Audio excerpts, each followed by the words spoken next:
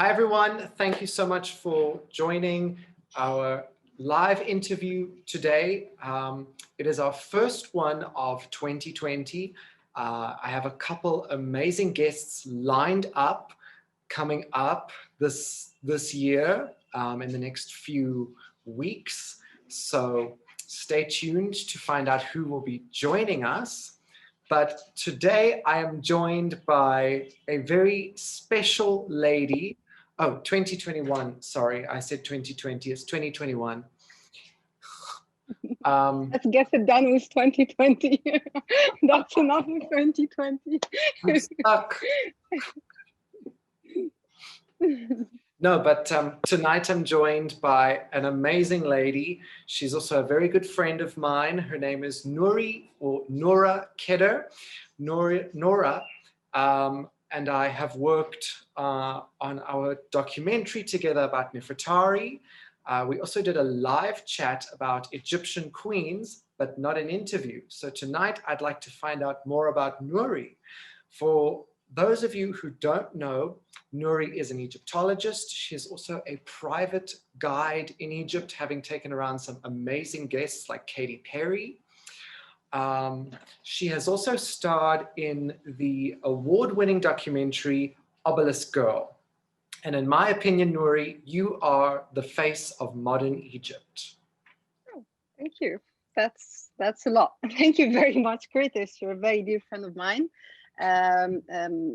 Your esteemed guests, thank you very much for showing up for this interview. It's such an honor and pleasure to be with everyone here. Although the social distancing, and I'd rather have you all here in Egypt, and we can go to Dendra and Abydos and all the amazing sites and have these like amazing excursions together. But this is a pleasure. Thank you very much, Curtis.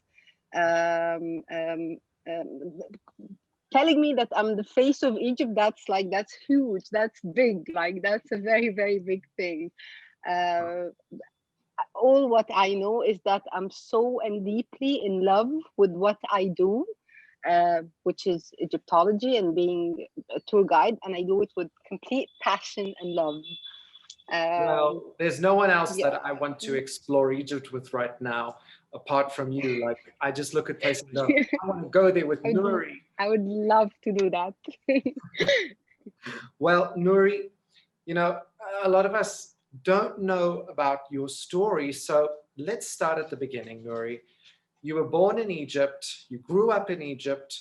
Was Egyptology always your passion? And what sparked the interest? Oh, that's a very interesting question.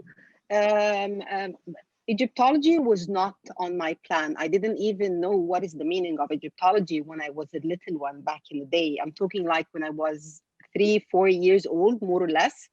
I lived my whole life with my mom and my sister. And most of the time we used to live at my grandpa's house. My grandpa's house is located in an area just in the middle and in the heart of old Islamic Cairo.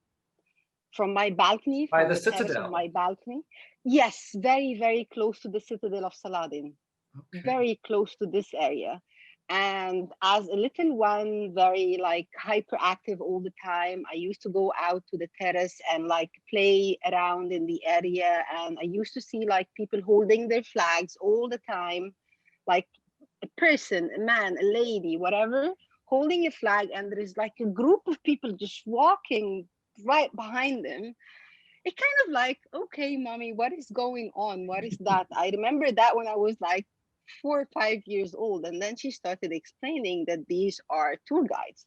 I didn't pay attention to the word, to be honest. What is the meaning of that? But I love the fact that they are leading a group of people holding their own. That's what got me into it at the beginning. And then later on, my mom is very talented when it comes to storytelling. Storytelling is her thing. She loves telling stories. She makes up stories all the time, like bedtime stories all the time. And she used to tell me like hundreds and hundreds of stories till I became like old. And I guess I got that from her. before high school, exactly, I found myself in a place where I need to choose between studying history of Egypt, history of, like, I'm talking ancient Egypt, modern history, or get more into the math and mathematics and things like that, which is I hate so much. I do not like it. My mind cannot understand it at all. So I started studying things related to history. And this is when I started to, like, get all these amazing, like, stories that has lots and lots of question marks. I was still very young, still high school, I'm talking. And this is when a mother of a friend of mine, she told me, Noura, you have such a talent in telling stories. Why don't you just go to the Faculty of Tourism and Hotels guiding section? And tourism is a great industry here in Egypt, and you need to work as a tour guide. I didn't even question what she said. In no time, I applied for that school. And then I became to be, like, I graduated after 4 years of studying, and I was really not attending most of the classes and everything. I used to go and hang out with my friends. That was it. But I loved reading very much about the history and ancient Egypt. It kind of, here's me. When I start talking, I never stop. And you need to tell me stop, Nuri. I want to Oh, ask you I a can listen to question. you for hours. So I started and I graduated. The day I graduated and I took my license from the Ministry of the Tourism, I got this phone call from a friend of mine who graduated like a few years before me. And he said, Noya, I've got a tour for you. And I said, how powerful that license is. I just got my license, and the next day I'm getting my own tour. And I'm like, okay, where are we going? We're going to Upper Egypt. We're going to Abydos, Dendera, and this whole area for like 6, 7 nights, something like that. And I'm like, oh my God, I've never ever done Upper Egypt on my own. I used to go trips with my school, things like that. How am I going to handle that? The situation was really bizarre to me. So, anyways, I said, I'll never let this chance slip. Yeah. And we went on a tour. It was a family of Australian family. They were very nice. They were very understanding. They didn't know at the beginning that I'm fresh grad, but after they didn't know it. They didn't know it. And then I remember when I was standing in front of the statue of God Horus in the temple of Edfu, I totally collapsed. I lost it. I lost it. I said, guys, I know Horus. I know the temple. I don't know what to say other than that. But this is the first time for me to explain it. And they were, I don't know what was that. This was God or what happened exactly, but they were so nice. And they said, well, we believe in you. You can do it. And that was the biggest push in my career. Like, I mean, like, the support I got from this family was unbelievable. And I Yeah. started explaining, going here and there and just speaking my mind. And I've been doing it now for what, 17 years? Wow. 17 years. And 17 years, I've never ever got bored. I mean, like, we go to the same sites, the same places, everything, but every time I see it from a very, very different angle, from a very different perspective. I Because never stop reading.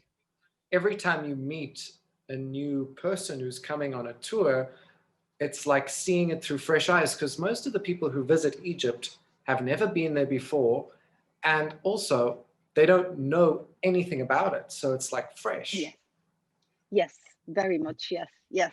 But also reading, and you keep on updating your information and reading and understanding what's new. Everything changes almost every now and then. You get a new discovery. You read something that changes your mind, your perspective, your idea towards something. Recently, I'm like, I became to be an addict. Like, I read a lot, a lot. But I do It the same. never I ends. read a book and then I watch a documentary and I'm like, well, which is the right story? And, eventually you start to open your mind and you go, well, maybe that original person that I read their book was wrong. Maybe that book is correct because their information is more updated. Yes, you know what I call it? I call Egyptology the science of the maybe, because there are tons of things that we're not sure about. You just try to get as much information as you can. And then it could be this, it could be that, unless you have a solid, tangible evidence in your hand that says it happened at this time, at this year, it's because of this king or that story. But Because it's sometimes we take one inscription that is not even complete and we go, well, from this you can understand this. exactly, yeah. Yeah.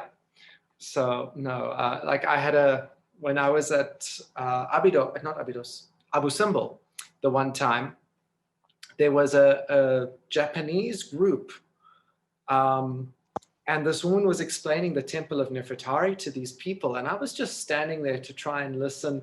What is her opinion?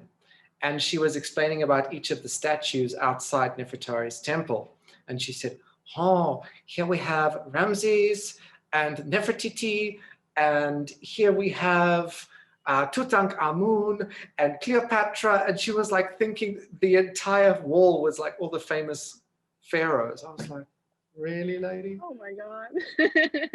Yeah.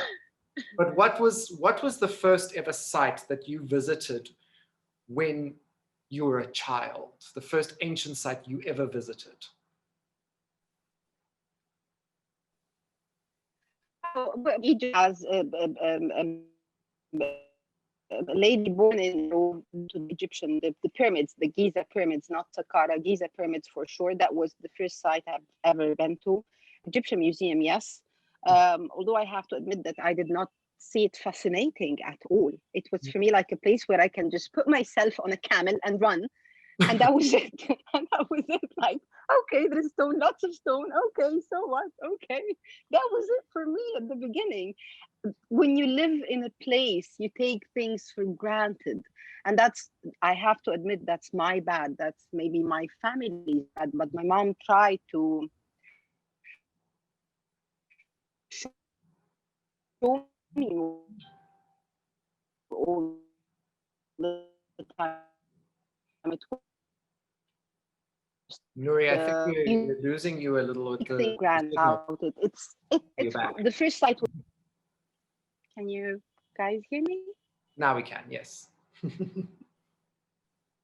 You were frozen for a short Is while. it working from what I've said?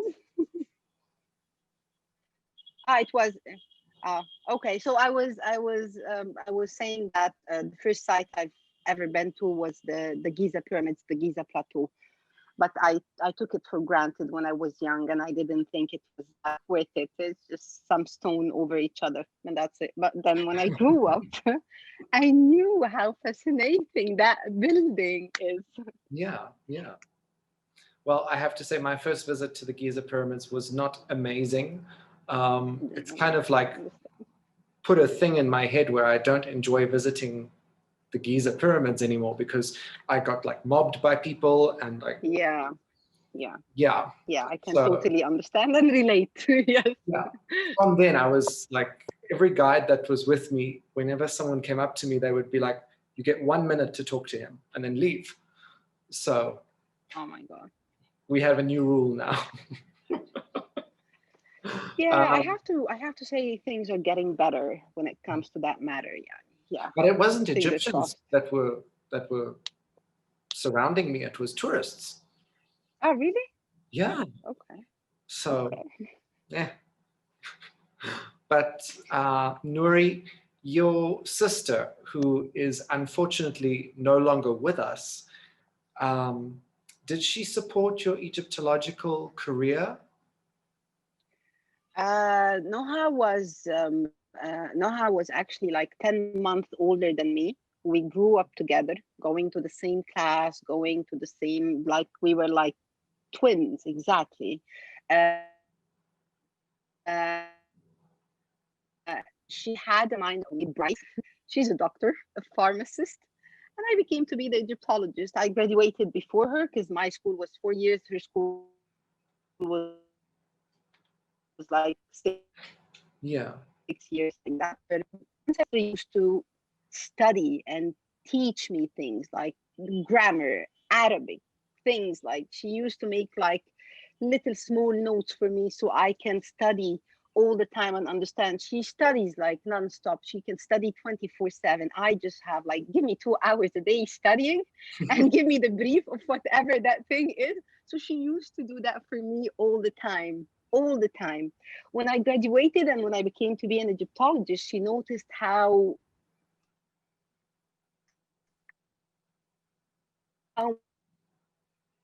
much of a passion I have for this, not for me, it's love with. So I remember after the tour I told you about with the Australian family, I started reading more. This is the beginning of the real me as Egyptologist. I started to read more, understand more, study more. And then I used to make like scenarios and scripts of what I'm going to say. That's at the beginning.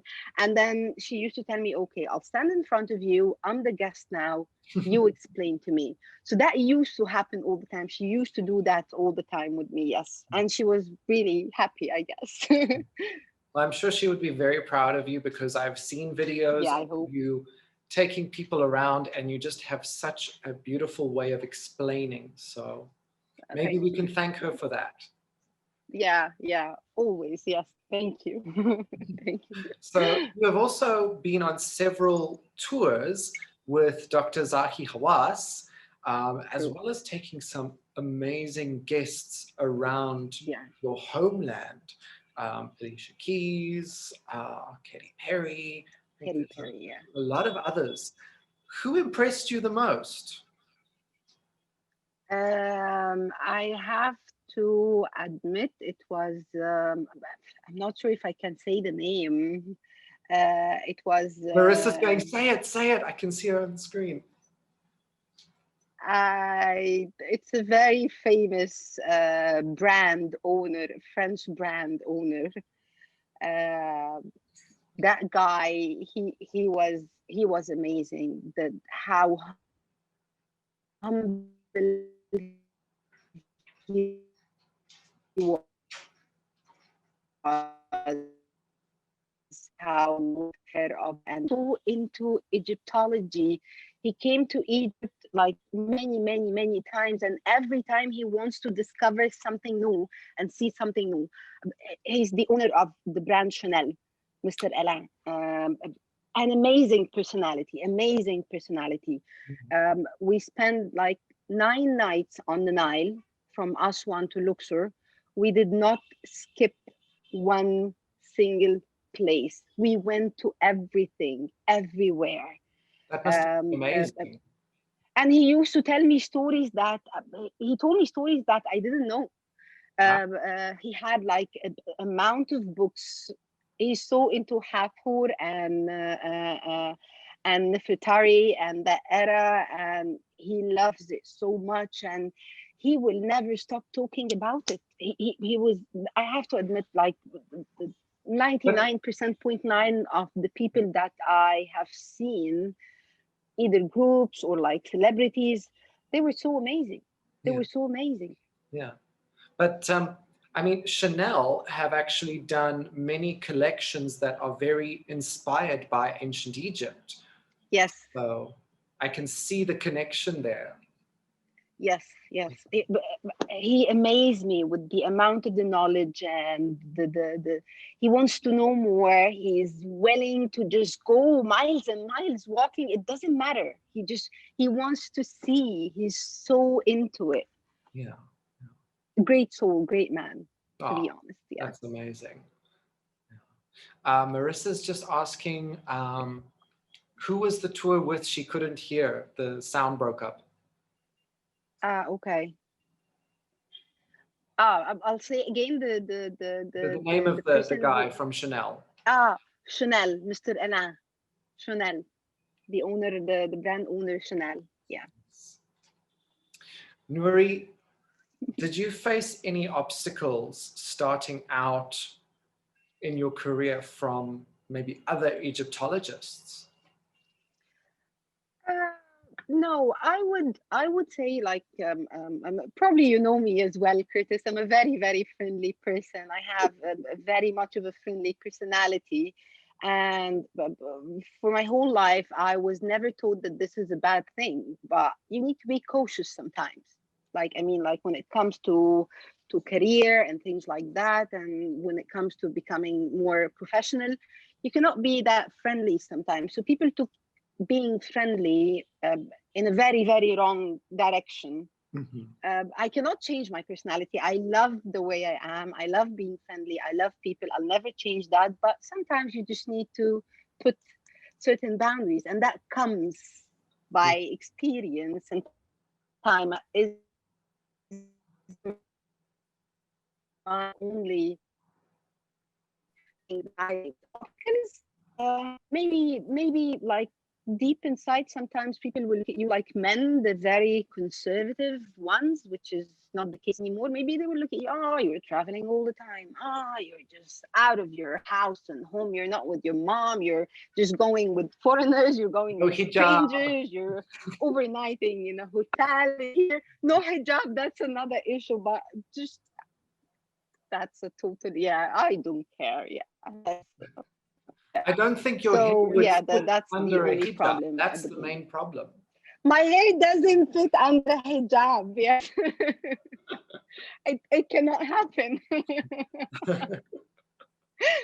So yeah, that's the main issue at the beginning. But later on, when you start proving yourself, and that happened after like few years, alhamdulillah, thank God, people started to like support you more, push you more.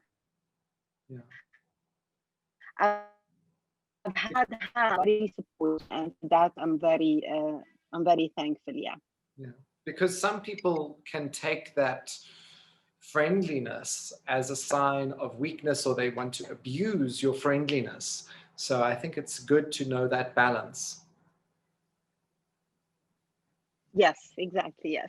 Yeah. Yeah. So, as you said, you're constantly studying and learning new things about ancient Egypt. What has been the one piece of information that you've read that's been like a aha kind of moment?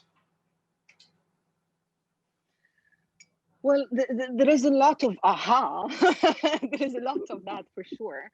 But recently, I've been studying more recently about the prehistoric era, pre-dynasties, and the Neolithic period, and the Naqada 1, 2, and 3, and Marmada, and things like that. And it's so fascinating. Like sometimes we wonder, how did the ancient Egyptians manage to, from these very primitive tools, to make the pyramids, to build the temples? But when you look at the equipment and the tools they have used in history, they are far more advanced than the ones that we have in the historic era or the dynastic era. Yeah. And that was for me, that was completely mind-blowing. Yeah, I'm sure. Because, I mean, I don't know much about the pre-dynastic times. I didn't study it too much, but from the artifacts I've seen, they are quite beautiful pieces, especially like I've seen the little ivory makeup jars. They're just Amazing. exquisite. Yes, Yeah. yes, exactly. And they're far more advanced when it comes to the way they have done it and how meticulous they are. They're far more advanced than the dynastic era, Yeah. which is, it's for me, it's mind blowing. I just started learning and studying about that recently, or to focus on that recently more. Yeah. Amazing. Yeah. Nuri, you're very much a people person. You like being with people. How has this whole pandemic affected you? And what is the first thing you want to do when all of this is finally over? I want to fly. Fly. Where to? Go somewhere and fly. Portugal, the United States. I miss them so much. I miss these two countries so much. I used to go every year to the United States to plans, and my best friend. Um, not a certain place I have like people around US, but usually I go to Connecticut, I go to Boston, I go to Seattle, I go to like, I don't plan, I go every year and spend there like few months and then come back. And Portugal as well has a very, very special place in my heart. And I miss it so much. And Rome. Yeah. And Spain. Yeah. And everywhere. I just want to fly. Yeah. Just be with some people. So, you know what? Surprising, I'm this person, yes, but when it comes to traveling, I usually travel on my own because I love doing certain things. I like loud places and going like for a nightlife or things like that. It's not that I don't love it. No, I do love it. Usually I go to discover more about the people, the culture, food for sure. If there are museums, and the majority of my friends are not into that at all. So I go on my own. Yeah, I understand that. So tell me, we're talking about meeting new people and all of that. Let's talk about your documentary, Obelisk Girl, where you traveled to see the obelisks all over the world. How did this project come about?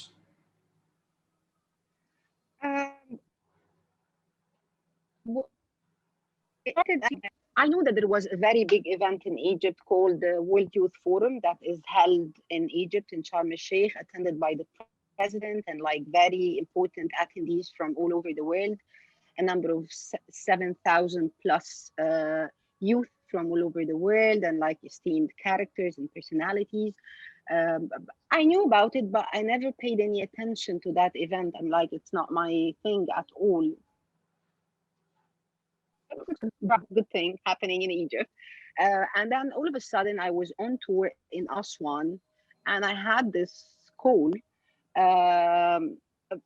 from someone related to the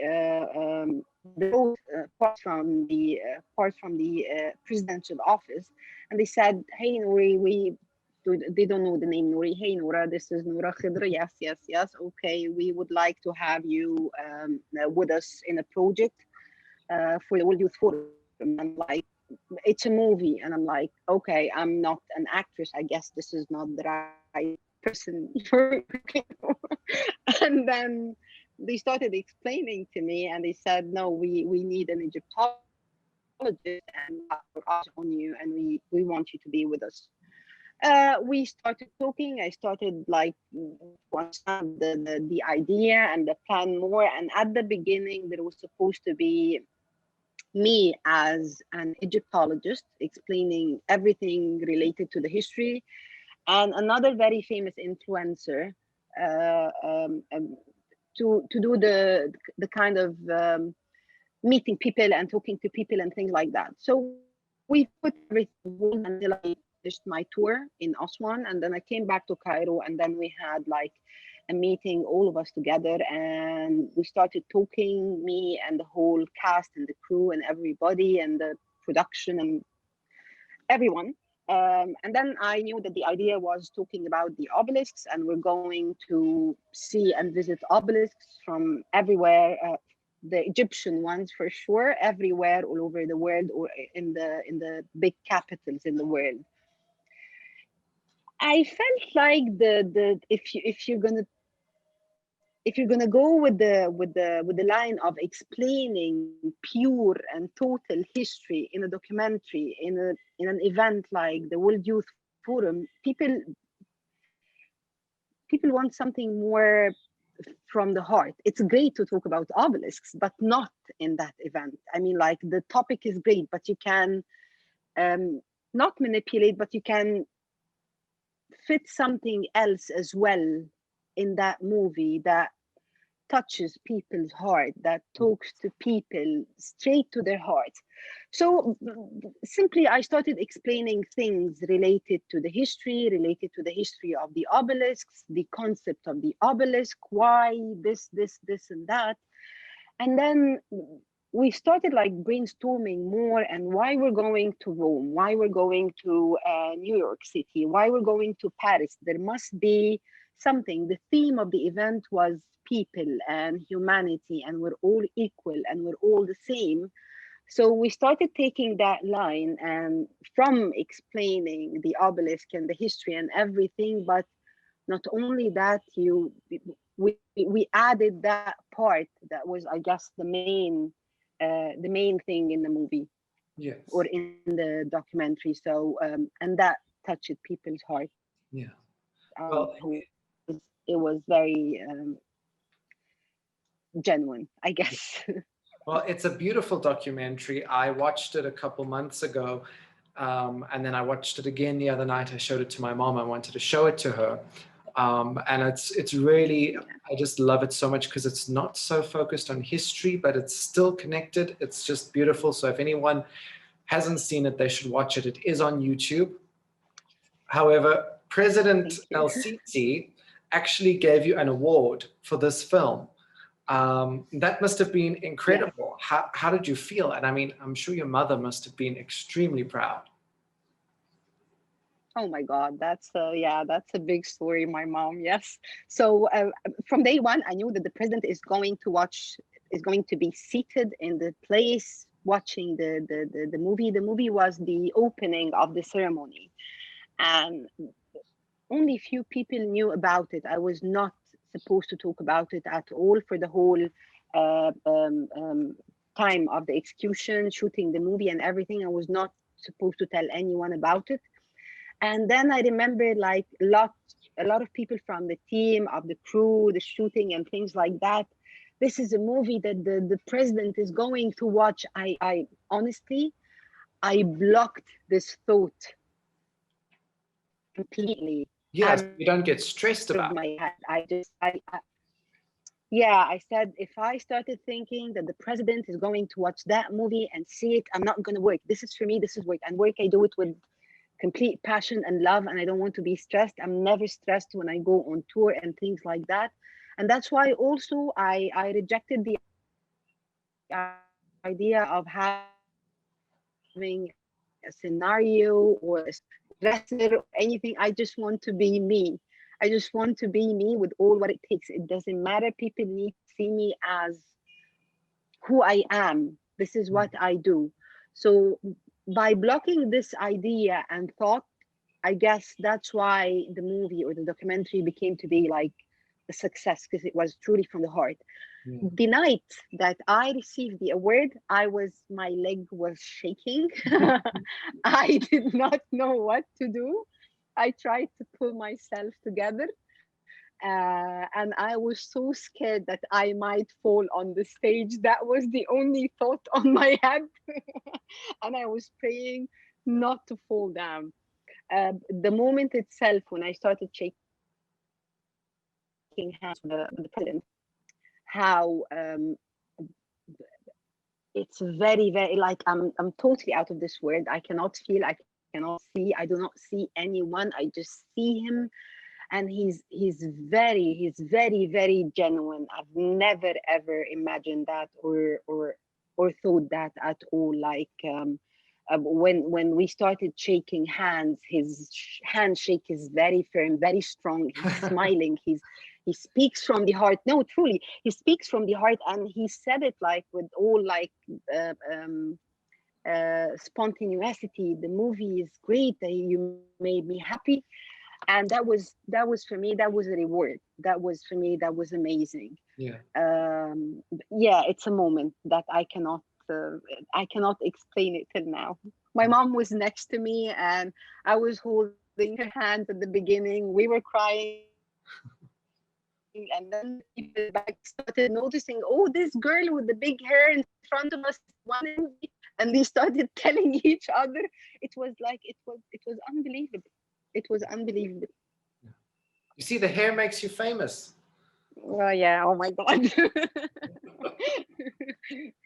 But Yeah. you know, this film, Obelisk Girl, it didn't just focus on ancient Egypt. It was really about how these obelisks actually connect people around the world, which I found very moving.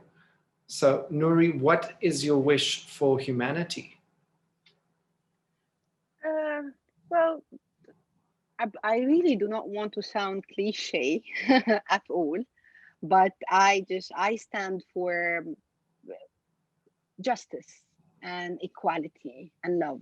That's what I that's my feeling towards anyone all the time, any person, any individual all the time. Even when I see something bad in a personality or in someone, I always just try to dust off the bad thing and pick the good in that person, because I believe every and each person is good, but just you give them the chance. And Yeah. I'm a chance giver. I give chances to everyone. I cannot live with any sort of hate in my life. Bullying is one of the things that I cannot stand at all. At all. It's one of the it's evil. It's Evil. pointless. Yeah, and it's really bad. Like, you never know how this word can affect a person's or an individual's life. Yeah. They can put an end to their life because of just one word. Yeah. So yeah, I just that is what I admire the most since ancient Egypt. Yeah. Well, I totally agree with you, because there's so much people not understanding other people. There's so much bullying. There's so much people saying things about other people to their face, which it shouldn't be like Yeah, that, and especially in accepting. school. Yeah, yeah, Yeah. exactly. I saw kids when I was at school. I was bullied like you cannot believe. And I thought kids were cruel when I was at school. And now I see kids at school these days and they're like 100 times worse. Oh, yes, that is an absolute right. Yes. Yeah. Yeah. What part of ancient Egypt are you most drawn to? Um, like the old kingdom and the archaic period and the prehistory nowadays are just, for me, are very fascinating. I guess it's the base of everything, and all what happened later on in the other dynasties. Um, everything, Yeah. ev- everything. Well, Seriously, yeah, you have to know where everything started. So it's a very good place to start. yeah, yeah. Yeah. Yeah. Nuri, you really are the face of modern Egypt. Um, Actually, a modern Nefertiti. I mean, you look like Nefertiti. Chubby Nefertiti. Sorry, Chubby Nefertiti. Nefertiti was trouble as well. So, Okay. yeah. But no, you honestly look just like her. Um, why do you think the rest of the world loves Egypt so much? Well, you cannot deny it. Egypt is not the oldest civilization. We know that there are other old civilizations as well, There are. Mesopotamia and things like that. Mesopotamia is as old as Egypt. Shh, don't tell anybody. It's just Egypt. Mesopotamia is as old. Shh, I'm gonna mute you. Get it out of YouTube. Okay, let's say there are other civilizations that are very big and very important, but I'm just nothing kidding. is as well preserved as Egypt. Nothing can give you all this amount of information about life, about the details of the religion, beginning of everything. It's the beginning of everything. You cannot deny that. We have like tons and tons of artifacts that are so fascinating. And the world has things as well, but no one has the amount of the details and the information that gave people the knowledge about many, many things. Yeah. So I guess it's fair enough to be Egypt. I mean, Yeah. like every school in the whole world, they study things about Egypt. If not really deep thing, it's just the mummies. They will know about the mummies. They will definitely know about the tomb of King Tut. They will know about the pyramids. So everyone grew up knowing something about Egypt. Yeah. Yeah. But as you said, like there are the other civilizations, Mesopotamia, Greece, Rome, Yeah. Phoenicians. It's just, there's not enough hardcore evidence about them that we have. Like with Egypt, Egypt was very well preserved. Yeah. So Yes, maybe it's the exactly. connection that we know so much. Yes. Yeah. And still, we don't know much. We don't know a lot. Yeah, we know this much, and there's that much to know. Yes, a little bit. Yes, exactly. Which Egyptologists have inspired you in your career?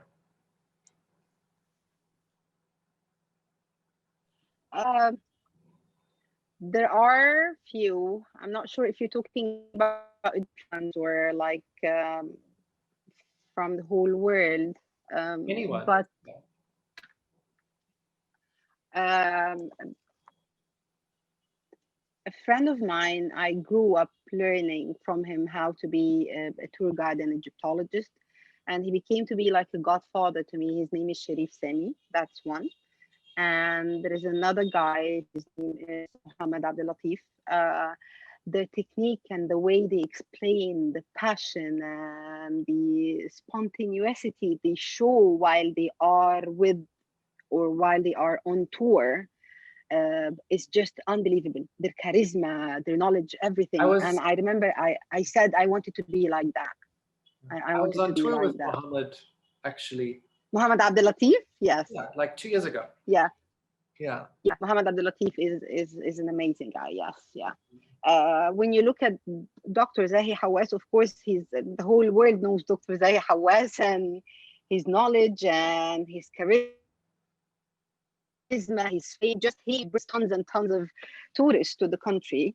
And when you sit with him and when you do tours with him, you discover a different part of his personality that he's so into what he's doing. There are lots of names. I just don't want to miss one from Egypt and from from all over the world. Yes. Yeah. Yeah.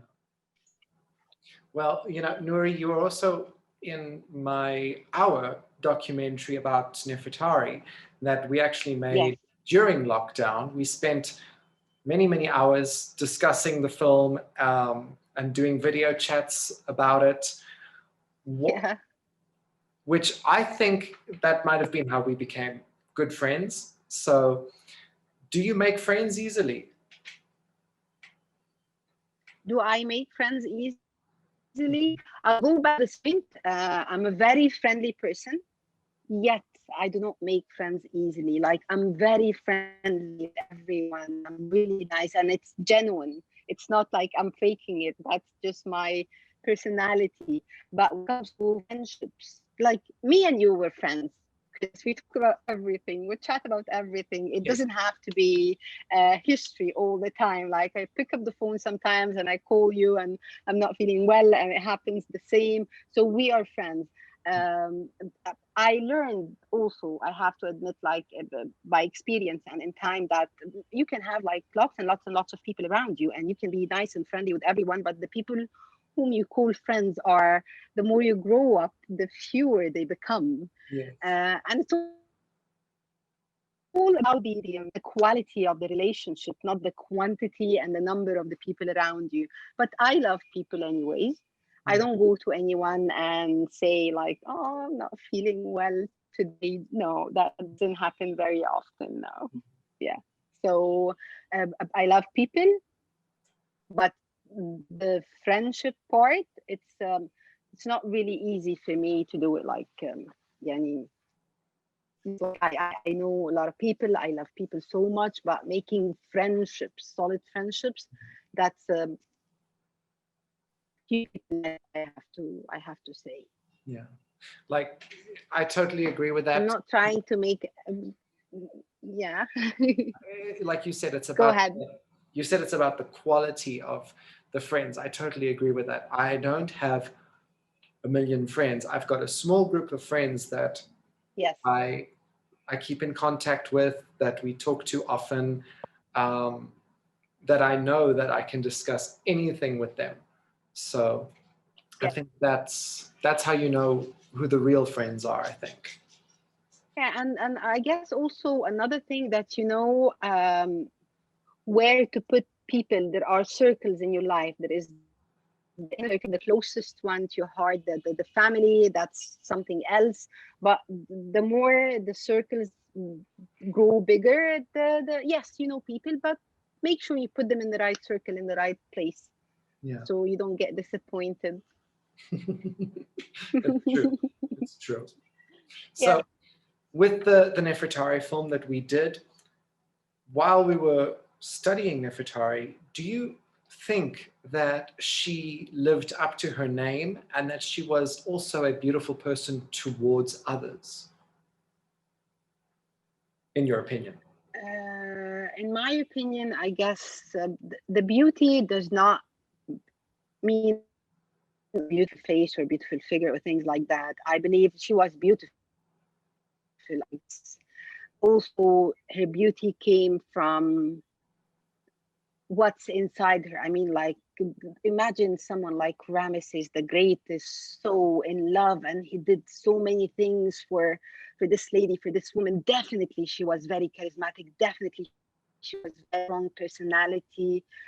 Definitely, she was beautiful, in and out. I believe, yes. Yeah. What is your wish for Egypt?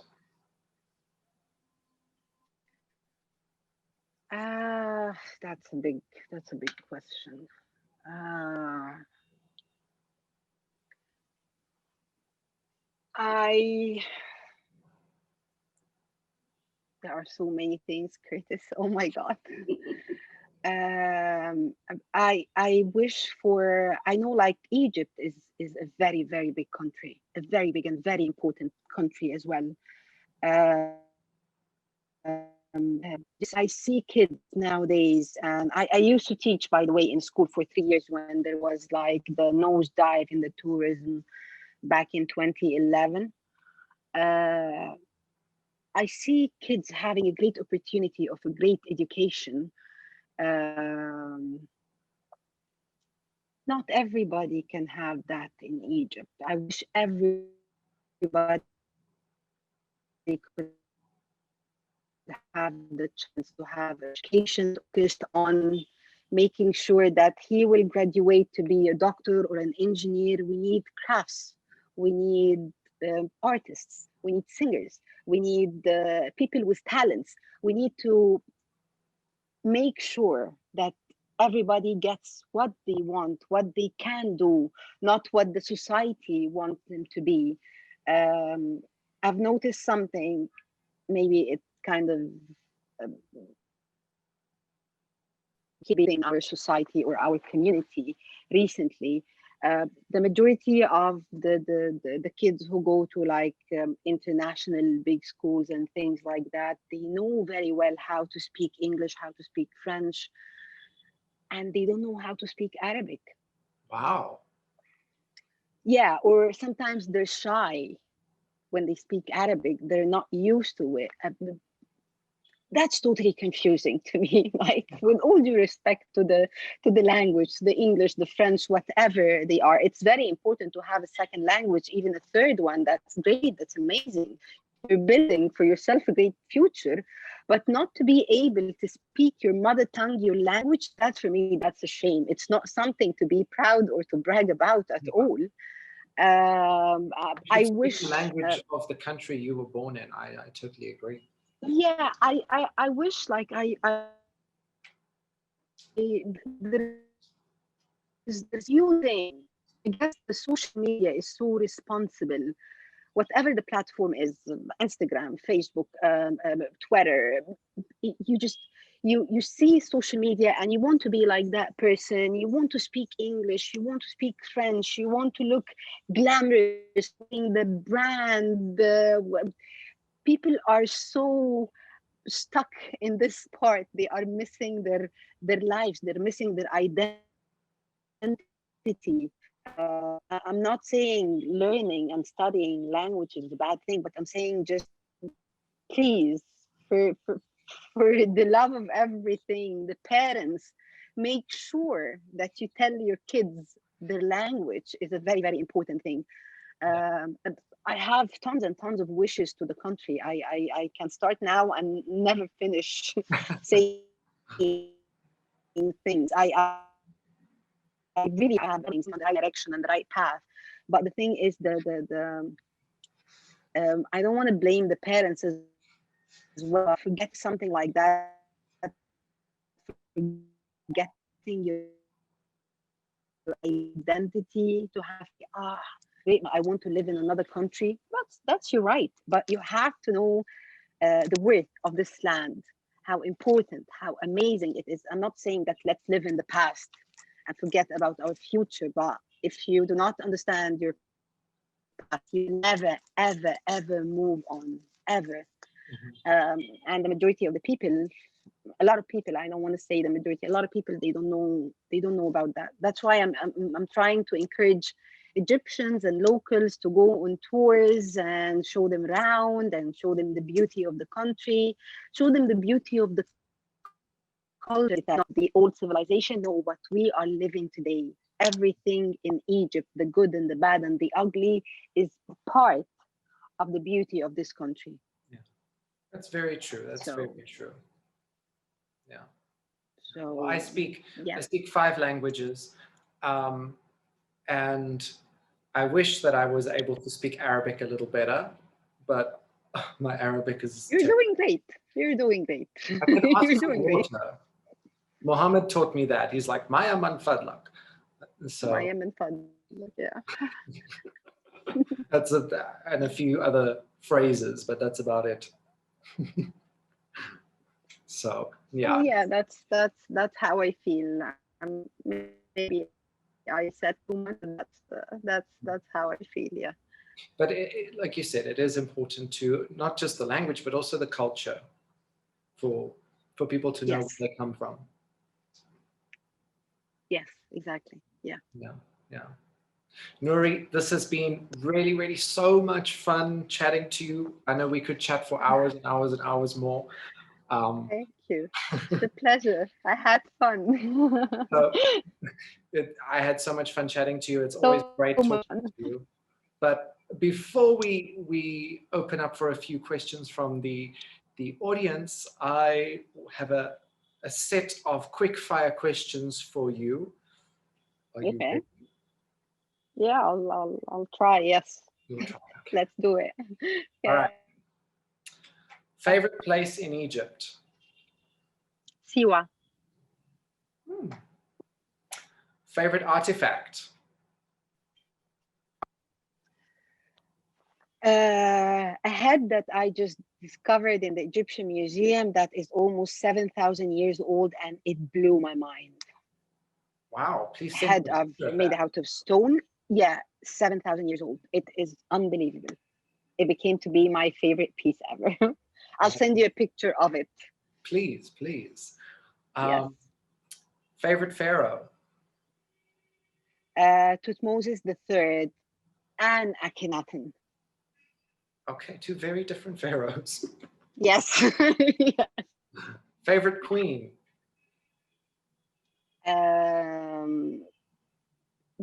I have to be honest, the whole era of Akhenaten and Nefertiti are very puzzling and very mysterious to me. And the more I read about it, the more I get sucked into it, the more I love it. So I have to admit, Nefertiti is, yeah. That's why I'm going to put you in a film, and you're going to be my Nefertiti. Okay. Yay. Yeah, I love Nefertiti. Yeah. Favorite place apart from Egypt?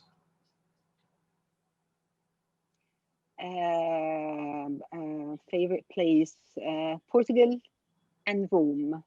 Portugal and Rome. Mm-hmm. Yeah. And my last question, Nefertari or Nefertiti? Titi. Tari. Nefertari. I love Nefertari because I was part of that documentary with you, but still it's Nefertiti. Nefertiti. Yeah. They're cousins, it doesn't matter. It's fun. Yeah, exactly. Yeah. Yeah. So yeah. No more questions? That's the quick fire questions all done. Oh, okay. So okay. Thank you so much. I'm gonna open up to our viewers who've so kindly joined us. We like to have a little bit of interaction here, a little something else. So if anybody has questions for Nuri, please unmute and ask them now. Please, yes. Hi, Nuri. How are you? Hi, and I'm Aset. Ase. Hi, Yes. how are you? Hi. I've enjoyed your interview very much. It was wonderful to hear all of how you came to be where you are.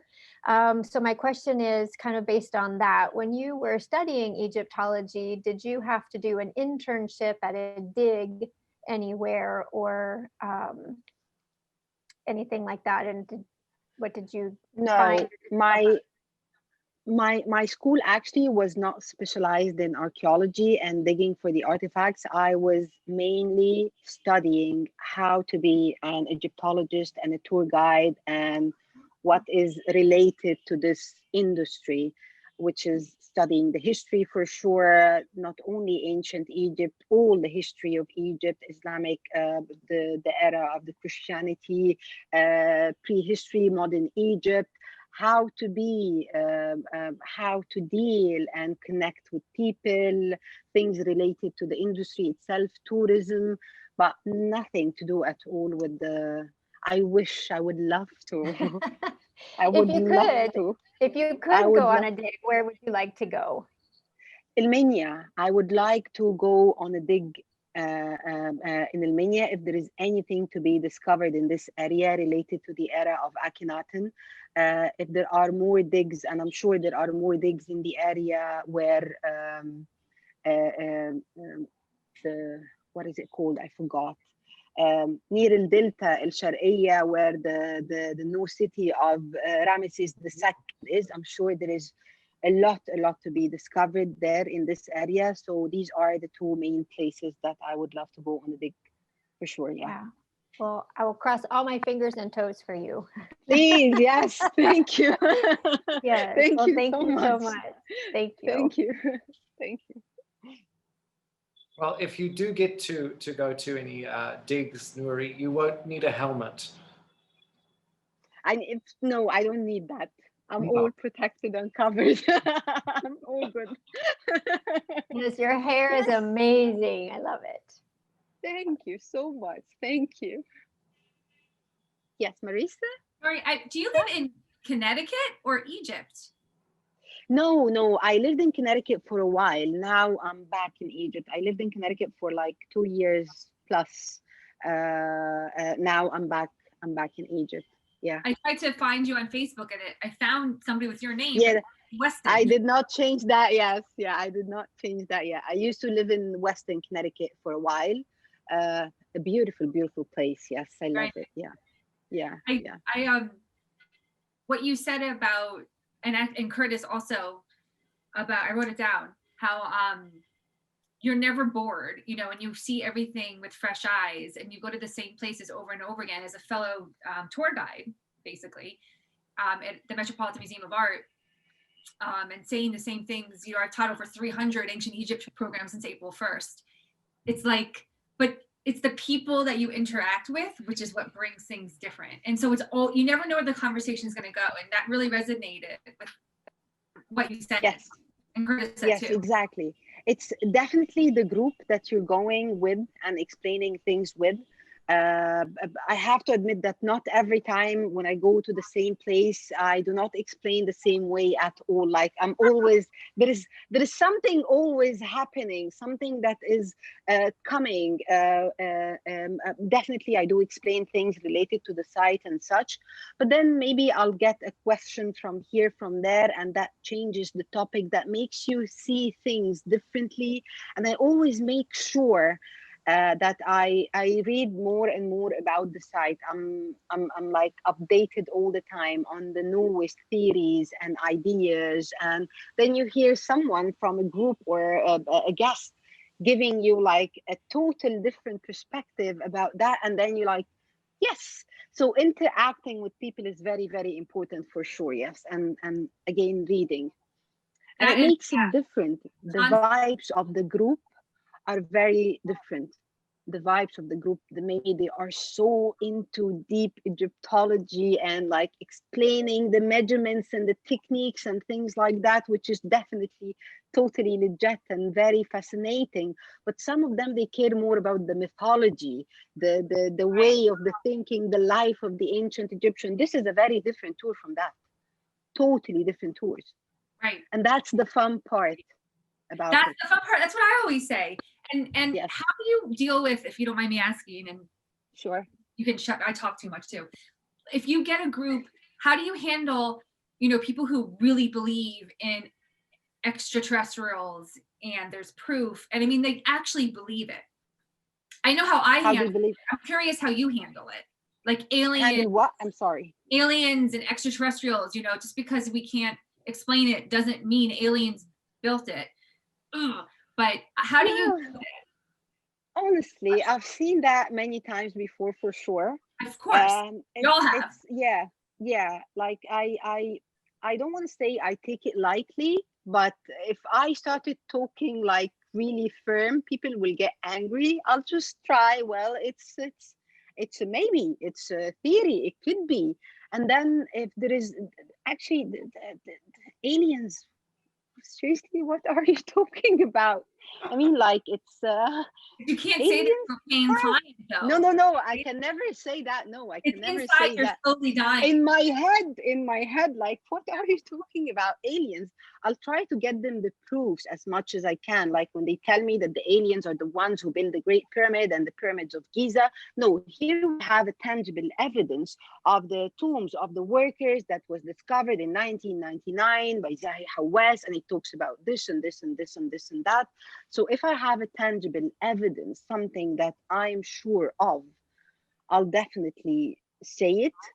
If not, and if they're talking about like anything else, I'll handle it smoothly without any kind of friction with the guests, in order not to make it like, you know, yeah. I look at it like the way I talk to my 9-year-old kids. I hear you. Exactly. I'm listening. I hear what Yeah. you're saying. Yes. You're heard. Now let's move on. Exactly. Your opinion matters, and it Your might be a opinion theory. Yes, might be a theory, but there are other theories and things like that. So I take it very, very gentle and easy. Yeah. I'm not as kind as you, Nuri, with that. I had a talk with a pyramidiot one day. I love that word. Did you make that up? No, it's a real You're word. an idiot. Pyramidiot. People who believe in aliens and aliens built Egypt. Anyway, I had a 3-hour conversation with a pyramidiot, and we went around and around, and I'm like, I'm giving him all the proof. I'm sitting there with my phone. I'm Googling pictures and artifacts like the. I don't handle it that well. And then he said, he's like, oh, but all Egyptologists are actually lizard people and they're trying to cover up for the aliens. I'm like, really? Yeah. Yeah.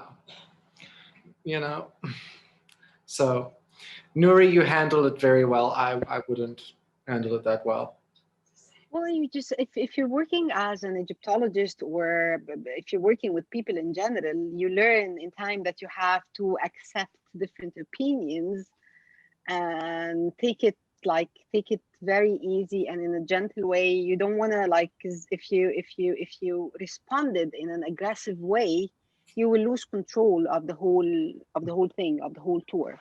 Yeah. So a huge part of the job or this career is just how you interact and how you make people feel comfortable, and that their thoughts are received well and things like that.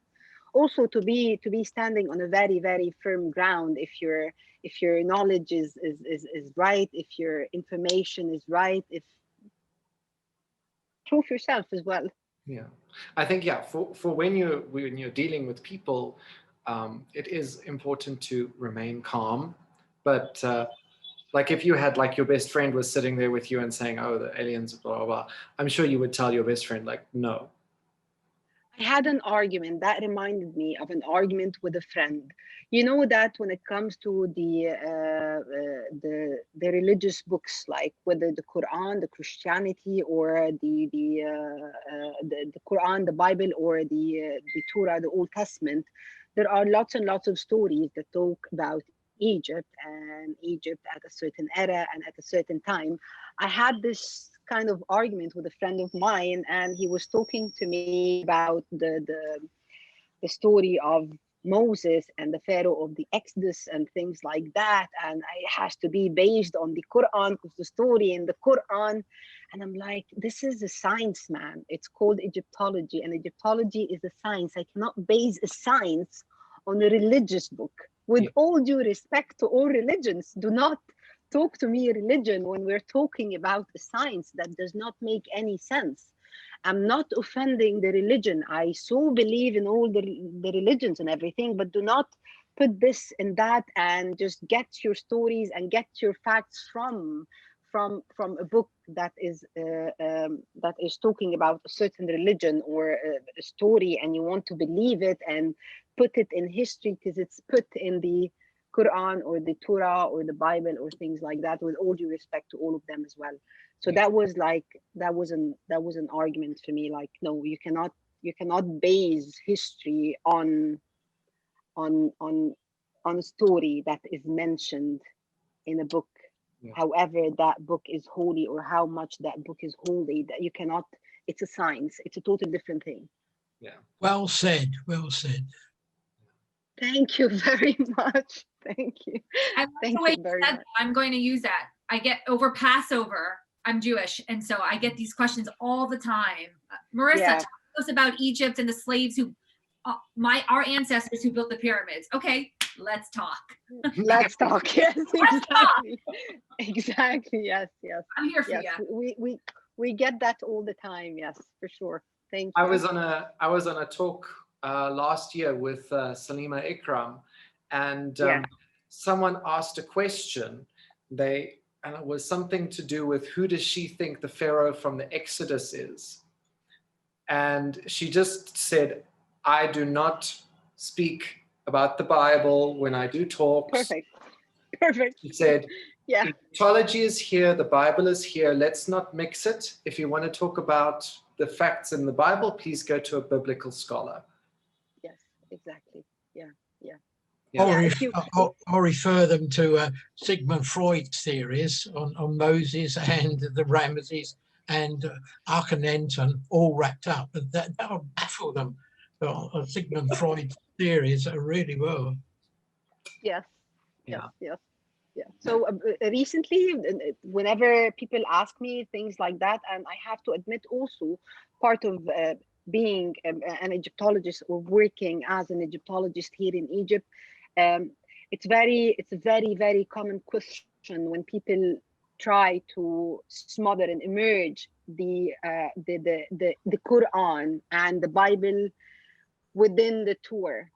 And for me, that's like, if you want me to give you like a talk about the Islam or about the Christianity or about the Judaism, I'm very well qualified in that matter as well.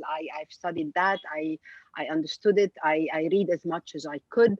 So I'll explain that from my understanding as like a Muslim or as a person living in this country, but I'll never mix ancient Egypt with the Quran or the Bible or the Old Testament, things like that. That would never happen. I'll definitely separate.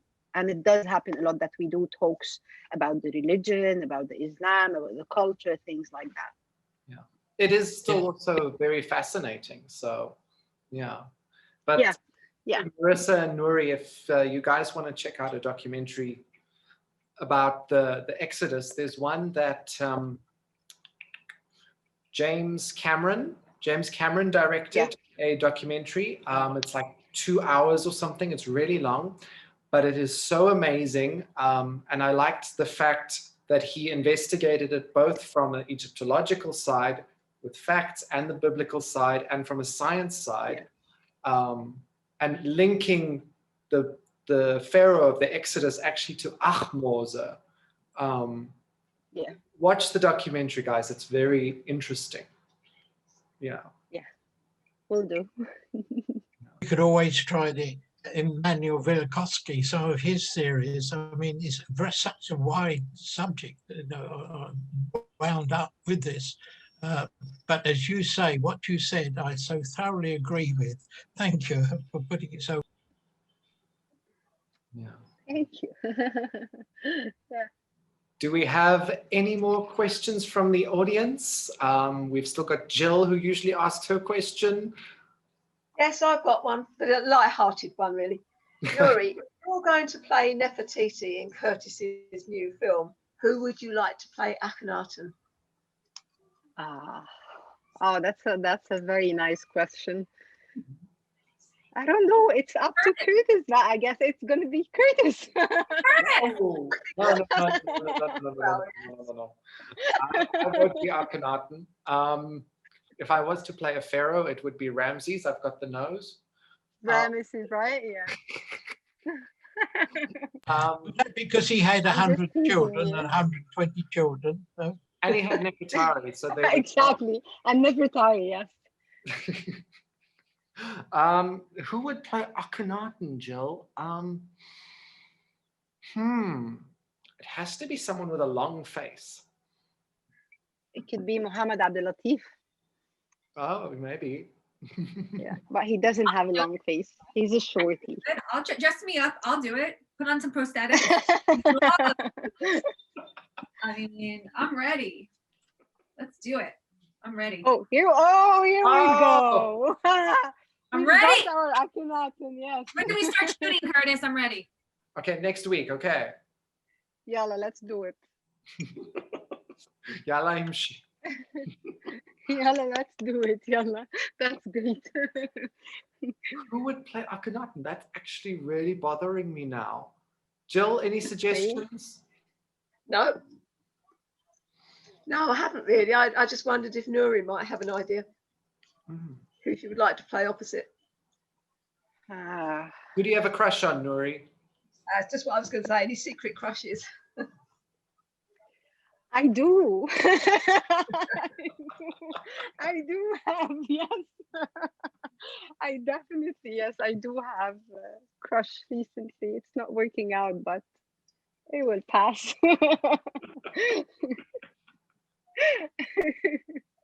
Yeah. Or maybe, let me think. Maybe my friend Lamy. He's also an Egyptologist. Maybe Lamy as well. He's tall. Yeah, and he's got the face. Yeah. Yeah. Definitely. Question. Oh. Yes, Marissa. I'm sorry, I have a bazillion for Noura, but I'll ask you just as a tour guide. But when you guys say Egyptologist, I'm an Egyptologist. What does that mean to you guys? Like you have a PhD in Egyptology. I look at it as something different. I don't call myself an Egyptologist. Okay. How do you look at it? I think because maybe in the States here, you have to have a PhD. Like if somebody introduces me as an Egyptologist when I'm giving a talk, I actually don't, I correct them. I don't have a PhD, okay. master's. But, okay. But you guys all call yourselves Egyptologists. Yes. Why, yes. What, so tell me about that. I don't have a PhD. I cannot that I do have a PhD. I do not have a PhD in Egyptology at all, but it became to be like a common way of referring to a tour guide here in Egypt. Even the companies that we work with, the American companies that we will say, refer to us, to the clients, prior who come here to Egypt in our emails and things like your Egyptologist would be Nuri, Khedr, things like that, the tour guide, the program director. So that became to be like a common title for us here now in Egypt. Back in the day, I remember like 5 years ago, I'm the tour guide, the program director of the whole program, things like that. And then the Egyptologist term became to be more common and they refer to us as Egyptologists all the time. So I cannot say that I have a PhD. I do not have that now. But you had to study for your. But you had to study for your certificate, which is to get that very stiff, very hard. Yeah. Oh yeah, I'm not at all that, trying to. It's just interesting. I think it's interesting. I think it's cool. I was wondering, does anybody else here identify as an Egyptologist? Like, would you say, hi, I'm Jill, I'm an Egyptologist. Hi, I'm Derek, I'm an Egyptologist. You know, One day. Marissa, this is funny that you're talking about this now. I was actually talking to John J. Johnson last night on this exact subject. Here. And basically, let me put this like this. Someone, okay, you know this crazy guy who stormed the White House? He had like long hair and a beard with a Viking helmet kind of thing on. So yeah, I'm aware. Steve Harvey, he's one of the other Egyptologists that I'm friends with on Facebook. He tagged me in a picture of this guy and said like, oh, is this you? Ha ha. That's so not funny, like at all. Yeah, anyway. So someone replied to that and they said, who the heck is Curtis Ryan Woodside? Some sort of pseudo-Egyptologist. And I've been called worse. So I looked at this and I thought, well, okay. And John was really like wanting to go after this guy. And I said, just leave it. Because this guy was also not an Egyptologist. In the same breath, he still sends me a friend request on Facebook.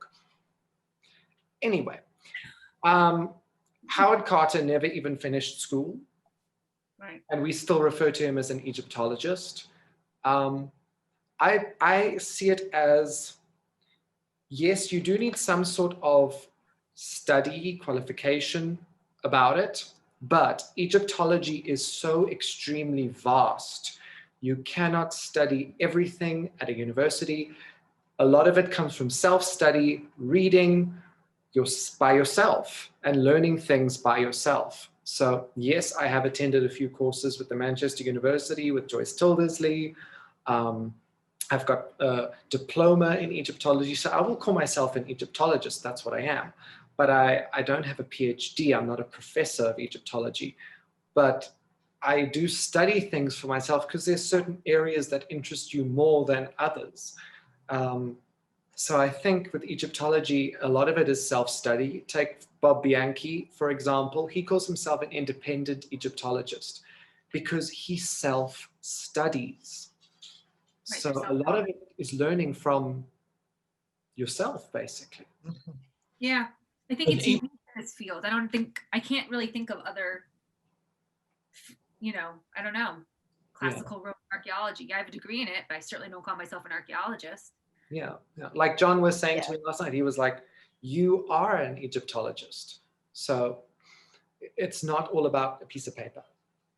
Even with qualified people like Chris Norton, who have got their PhDs, admit that they can only encompass certain parts of Egyptology, like I think he's really into Roman Greco period, and he admits that he doesn't know a thing about pre-dynastic and anything. There's others like John Billman who really do know their pre-dynastic times and the early New Kingdoms. So even it's such a vast subject, and it's got so many facets that you can only encompass a little bit of it, no matter how long you can study for years and years and years and only pick up a little bit.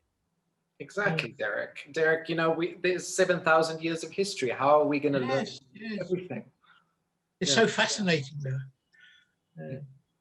That's why we have people who specialize in certain things, because from the Narmer palette right down to where Cleopatra's tomb is. I mean, it's such a vast area. That's exactly true. Yeah. But it's like, I mean, I know that I will never, even though there's a course on it for hieroglyphics for beginners going on now, but I know that I haven't got the brain power to wrap my mind around it, or I haven't got the years to study to wrap my brain around it.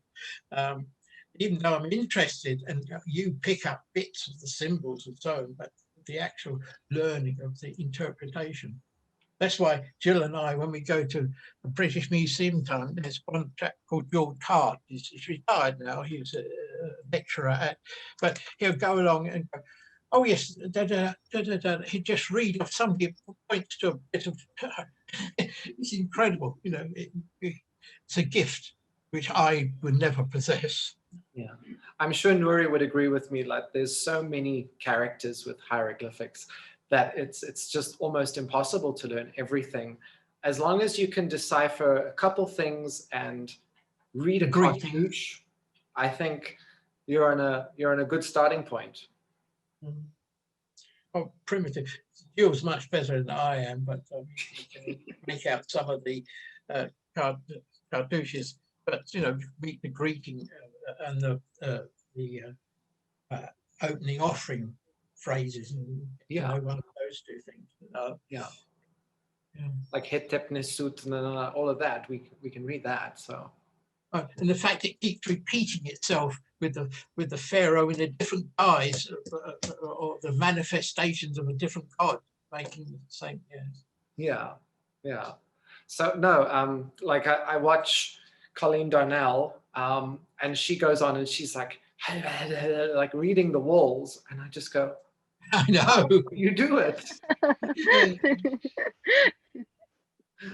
She's really amazing. She will be coming up in February on a live chat for anyone who's interested as well. Ah, you're right. Yeah, Yes. sure. Yeah, sure. Yeah, but with reading hieroglyphics, I went to the museum in Napoli with a friend of mine from Russia, and she would walk up to an artifact in the Egyptian section, and she would cover the little plaque with all the information on, and she'll say, "Okay, tell me about this piece." And luckily, I could actually read some of it, and I could tell her a little bit what was going on. And then she would read the information. She'd go, "Oh, you're right." My grandson does that with me with history when he tries to catch me out on, because history is a great subject. All history is to me, but yeah. Yeah. Nuri, my mom has a question for you. She wants to know, have you been to Greece? I I have. have not yet. It's on the top of my list. Oh, you must go. If you go to Thessalonica, you must go and see Philip II's tomb. Oh, it's wonderful. It's underground. Is it? Is it decorated? What it is, they discovered it and they kept mum about it. So they thoroughly excavated it and then they roofed it over. And it's about an hour's drive from Thessalonica. And the gold, no wonder it's so secure. It's so beautiful. All of these crowned little beads, all made with gold. I've never seen. They've got the ottery of Philip II. I think it's, yes. I think that the ossuary for these ashes weighs about 4 kilograms in solid gold.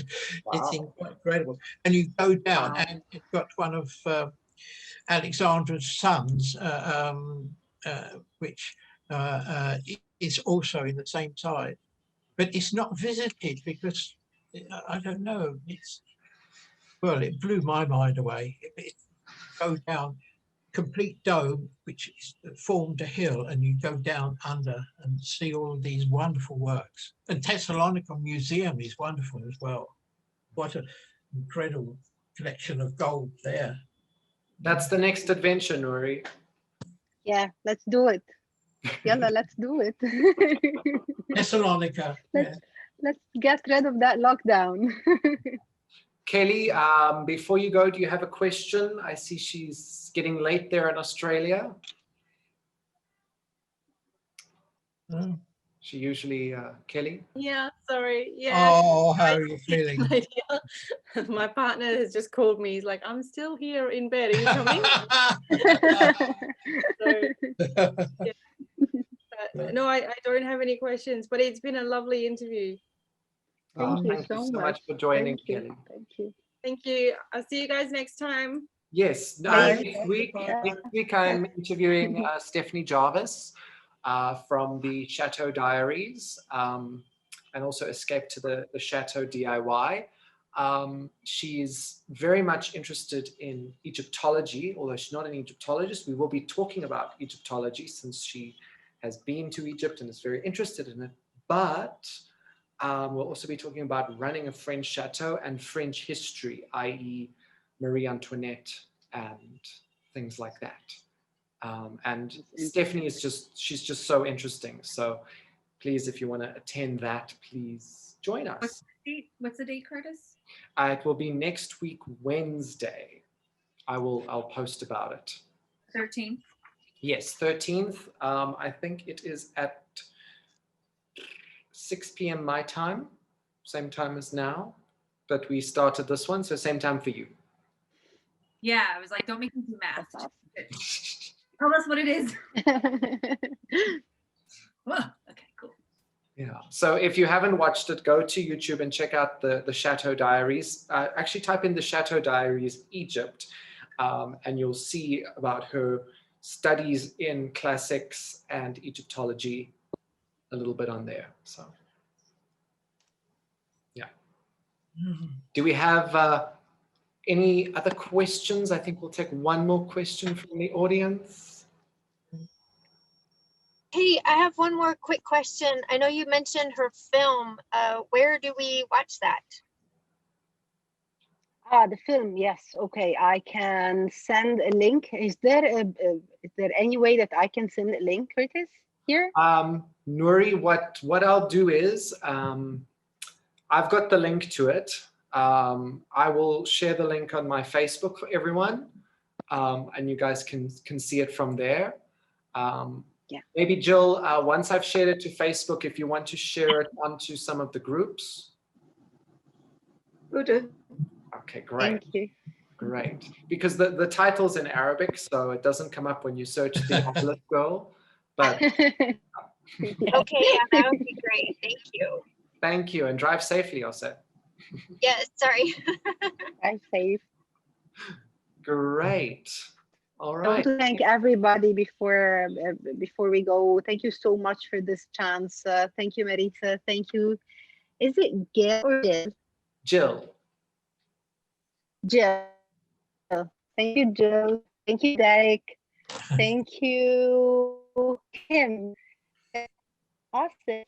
And thank you, everyone. I cannot see the rest of the name. We've But got this was an honor. Stephanie That was great. Thank Thank you. you so much. Thank you for your mama, because she was listening. Thank you so much. Thank you so much. She's waving You've here. made my day here. It's been so enjoyable. It really has. It's so interesting. Yes.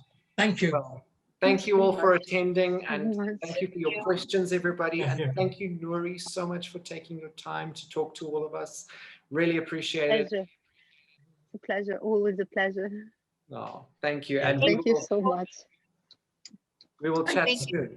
Organising. Yes, Thanks, sure. Nuri. It's been great. I love this informal chat. It's so Yeah. good. Cheers. Yeah, thank you so much.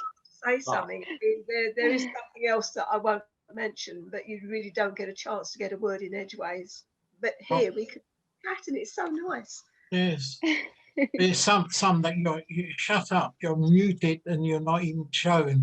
And it's strictly, some of the lectures strictly regimented. You want to, you can't even ask a question or get on to answer, and you have to put it on the chat,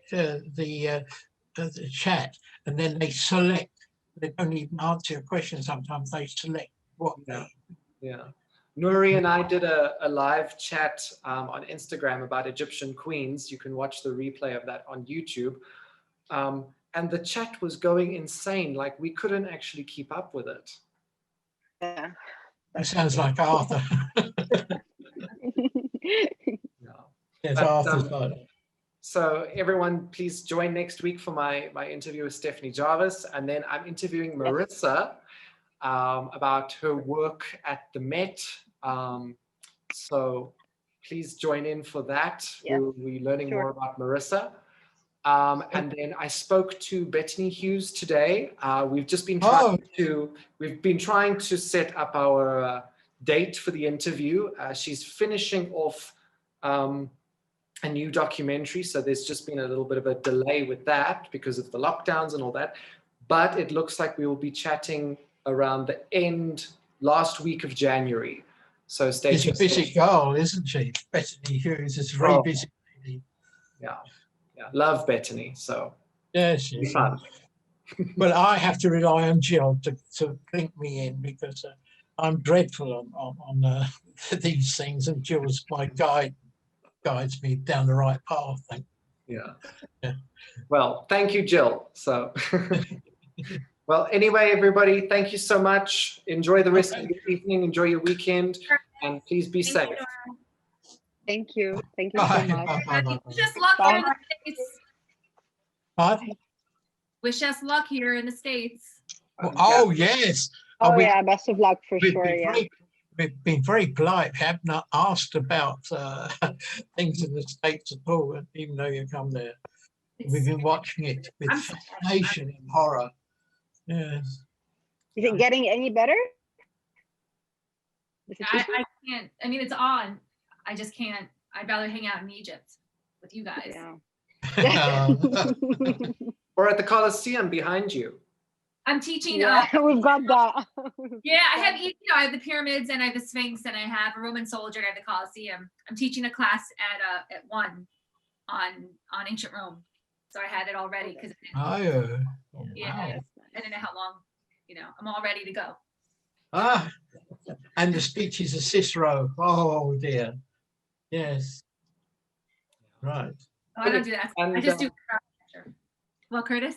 Oh yes, and John J. Johnson's also coming up sometime this month as well. So. Oh, How do good. you I like get John these- Jay. It's great. How do you do all of this, Curtis? How do you just like cold call it like, hey, you want to hang out with me for an hour?